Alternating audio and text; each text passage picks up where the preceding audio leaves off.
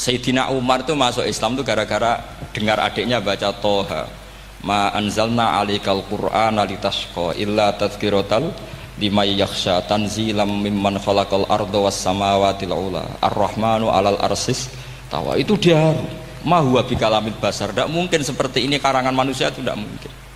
Akhirnya dia Islam. Banyak orang Islam karena diperdengarkan Quran, karena memang notnya sudah unik, makna kualitasnya juga sudah unik, semuanya itu unik, indah. Sampai sekarang pun orang kafir itu orang paling tahu Quran. Makanya Allah mensifati orang kafir itu hasadam min indi anfusihim mim ba'di ma tabayyana lahumul haq. Sekarang sama saya tanya, orang sing tabayyana lahumul haq itu orang paham apa orang tidak paham? Mereka orang kafir itu mengingkari Quran, padahal mim ba'di ma tabayyana lahumul haq, setelah kebenaran nyata bagi mereka. Nyata bagi mereka artinya orang kafir paham atau tidak paham? Paham. Cuma mereka punya penyakit hasadam min indi anfusihim. Mereka juga kalau ada ayat tentang ahkam yang memberatkan, mereka bilang i'ti bi Qur'anin ghairi hada au baddilah. Muhammad harusnya jangan tema itu yang diangkat, buat cari Quran yang lain yang enggak tema itu. Mereka sampai memilih tema itu karena paham apa karena tidak paham? Karena paham. Makanya di makalah saya pastikan ngaji tafsir itu gampang, karena orang kafir pun bisa. Kalau kasus Ahok itu bukan paham itu melintir, beda. Paham sama melintir itu beda.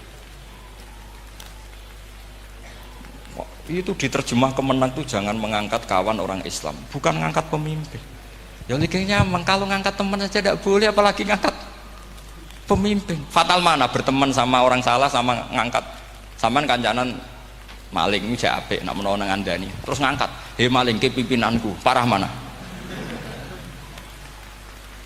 Parah mana? Artinya sama saja ketika diterjemah jangan ngangkat teman. Sebetulnya ngangkat pemimpin lebih fatal. Itu kan mafhum awlawiyah, itu kan normal saja. Itu di Quran biasa, misalnya innalladzina ya'kuluna amwalal yatama dzulman, orang yang makan hartanya anak yatim secara zalim. Kamu bilang, "Gus, saya tidak makan kok, sepeda motornya tak gasap, tak jual." Yang diharamkan kan makan. Wah, ya sarap kalau gitu. Maknanya begini, memakan harta anak yatim artinya ifsad. Ifsad itu merusak. Nak ngono ikhraq, membakar atau mencuri sama dengan makan, bal asad, malah kan lebih apa? Lebih apa? Dasar. Jadi yakuluna di situ tuh ba'dul amsilah, sebagian contoh min wujuhil ifsad atau min wujuhil ihlak. Jangan kok karena ayatnya makan, oh yang haram tuh makan, kalau nyuri gak apa-apa. Waya fatal. Itu kan sama dengan santri geblek dikandani kiai ini, "Cung, kowe mbek bojomu jogeman naboki." Suatu saat istrinya lapor lagi, "Pak Yai sekarang ndak naboki tapi nyadui." Karena naboki itu pakai tangan. Pertama dilaporkan kiainya, "Pak Yai, suami saya itu sering memukulin saya pakai tangan gini. Cung, jogeman naboki bojomu." "Nggih Pak Yai, siap." Suatu saat istrinya lapor, "Pak, tetap benjut, kenapa? Kalau nak ini disadui." Mergo pikirane sing haram nabok, nak nyaduk halal. Wah, itu kan ngajak goblok bareng. Nah, masalahnya di usul fikih kasusnya seperti itu. Makanya saya ini kadang ya maliki sekali. Kadang saya itu maliki sekali. Kadang ya. Misalnya begini, saya beri contoh. Ini yang kisah nyata ya. Ada seorang Arabi datang ke Rasulullah. Ya, tadi kan teman-teman minta juga ilmu hadis ya. Ini satu paket saja. Itu tadi nanti kalau sampean kasih lalim itu sudah ada urusan saya tadi. Nunggu orang mati banyak tadi. Kalau nggak usah nunggu orang mati, sarannya tadi apal tadi. Ya Rasulullah, ahlak tuh. Saya ini orang yang rusak. Wama ahlakaka. Lalu yang bikin rusak kamu apa? Qol waqatu imroati fi nahari Ramadan. Saya menjima istri saya ketika masih siang. Fi nahari Ramadan, siang Ramadan. Walhasil Nabi tidak menyuruh hanya kodok, tapi menyuruh kafaroh. Kafarohnya itu merdekakan budak atau memberi makan 60 orang miskin, atau puasa berapa? Puasa 60 hari. Atau urut merdekakan budak atau puasa 60 hari atau memberi makan sitina miskin. Oke, kita sepakat. Sepakat ya, hadis itu sahih dan diulang-ulang oleh ashabus sunan. Oke, riwayatnya agak masalah. Sekarang kita analisis maknanya.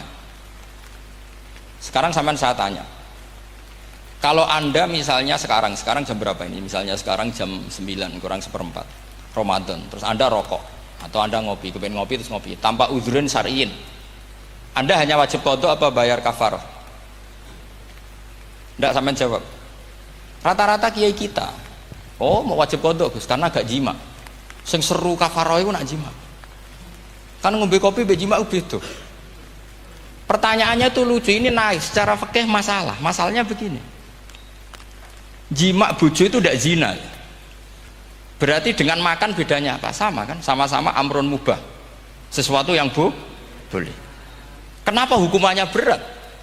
Makanya kata Imam Malik, ndak itu nilainya. Nilainya adalah hadku hurmati Ramadan bi ghairi udhrin syar'iyyin. Makanya kata Imam Malik, siapapun yang makan fina hari Ramadan, iftar apapun fina hari Ramadan bi ghairi udhrin syar'iyyin, maka hukumnya sama dengan jima fina hari Ramadan. Karena sama-sama ihlak ifsad hurmata Ramadan bi ghairi udhrin syar'iyyin. Loh enggak, ini ilmiah. Kamu udah harus cocok, tapi otak kamu harus percaya. Loh iya kan beda kan? Saya secara nafsu tidak cocok, cek berarti. Tapi ilmiah saya setuju. Kalau Kiai Ngandani itu kan pasti pakai badul amsilah, kan nggak mungkin semua contoh disebut. Jong penak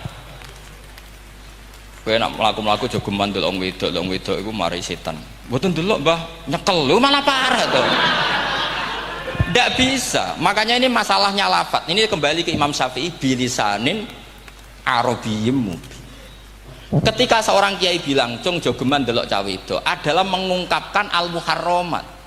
Bukan mentaksis yang haram itu hanya melihat. Saya ulang lagi ya, ketika seorang kiai bilang cung jogeman delok wedok sing haram, itu semangatnya adalah melawan keharaman, bukan mentaksis yang haram hanya delok.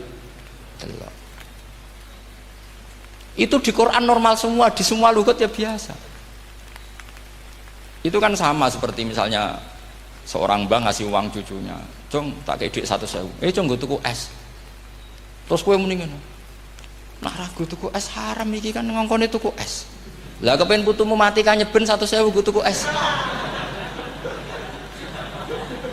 Ya mulai dulu istilahnya nak bange ke ibu tuh cung 100.000 gue tuku es. Cara wong kuno. Nah, maksudnya gue pokoknya umumnya cah cilik senane es cuma nyebut. Ya sudah seperti itu. Sama seperti Quran menghentikan begini. Ini memang salate yang fikih dulu, yang pokok-pokok. Di antara yang nggak boleh dikawin adalah wa antasma'u bainal ukhtaini illa ma qad salah. Kamu tidak boleh menikahi Sri dan Zainab, kakak beradik. Sudah sepakat nggih? Fi nikahin wahid nggak boleh al jam'u bainal ukhtain. Jadi mbaknya kamu kawin, adiknya kamu kawin fi nikahin wahid. Tapi nak ngeduni boleh, berarti kan dengan waktu yang berbeda. Quran hanya menyebut itu. Kemudian Rasulullah zaman Sugeng itu hanya nambahi wala binal mar'ati wa ammatiha wala binal mar'ati wa kholatiha, juga gak boleh menikahi ponaan plus buliknya, baik bulik dari bapak yaitu ammah maupun bulik dari ibu disebut apa? Kholah. Kemudian ulama fikih merasa ada yang kurang, ditambahi lagi dua perempuan yang andekan yang satu itu lelaki kok haram nikah, berarti haram jam'u fi nikahin wahid. Misalnya cucu rabibahnya boleh enggak? Enggak boleh kan? Berarti kalau sampai mengumpulkan cucu dan mbahnya fi nikahin wahid juga enggak. Tapi orang yang waras itu tidak akan nyalahkan Quran ketika tidak lengkap. Wa antasma'u binal ukhtain ila ma qad sal, ini tidak lengkap. Yang haram kan tidak hanya jam'u binal ukhtain, termasuk mengumpulkan cucu dan mbahnya. Karena Quran nggak mau dengan logika tidak waras, itu tidak mau. Taruh saja orang itu rata-rata mbahnya kan umur 70 tahun, cucunya umur 17 tahun. Makanya Quran hanya bakas wa antasma'u final ukhtain, karena yang mungkin masih menggugah selera itu dua. Tapi kalau cucu sama mbahnya itu, kalau ada yang masih selera kan ya sarap itu.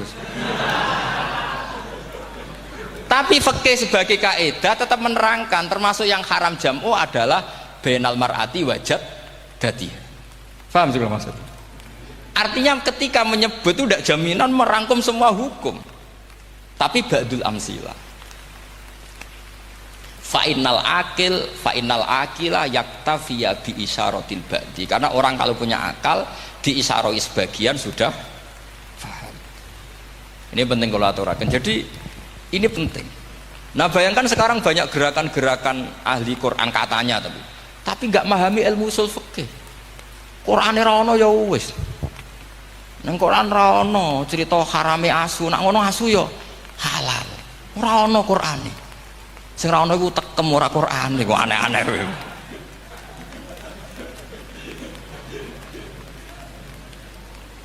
Itu kan sama. Terus sampean misalnya tadi jam 09.00 Ramadan tambah uzurin syariyin terus mangan mie rokokan, itu kan melecehkan Ramadan biguri uzurin syariyin, karena melecehkan hurmata Ramadan kena sanksi separah itu. Jangan kamu terus bilang tapi Nabi hanya bilang masalah jima fina Ramadan. Jima istri itu hukumnya itu tidak zina, hukumnya itu mubah, sama dengan makan. Ini cara mazhab Maliki, tapi kita alhamdulillah mazhab Syafi'i.